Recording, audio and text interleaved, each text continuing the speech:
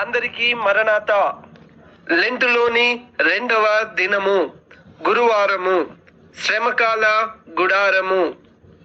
పాపమెరుగా నట్టి ప్రభుని బాధ పెట్టిరి, శాపవాక్యములను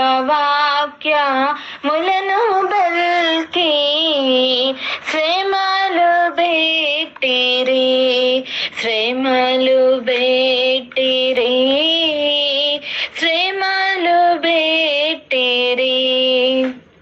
వాక్యము మత్తయి సువార్త 20వ అధ్యాయము 28వ వచనము. అలాగే మనుష్య కుమారుడు పరిచారము చేయించుకొనుటకు రాలేదు కానీ పరిచారము చేయుటకును అనేకులకు ప్రతిగా విమోచన క్రయధనముగా తన ప్రాణమును ఇచ్చుటకును వచ్చినని చెప్పెను. ఆమేన్. దేవదాస్ సాయి గారి సూక్తి. శ్రమల వల్ల ముత్యము లాంటి బ్రతుకోవచ్చును. ప్రార్థన. దయగలిగిన మా యేసు ప్రభా, నీకు వందనములు, స్తుతులు, స్తోత్రములు.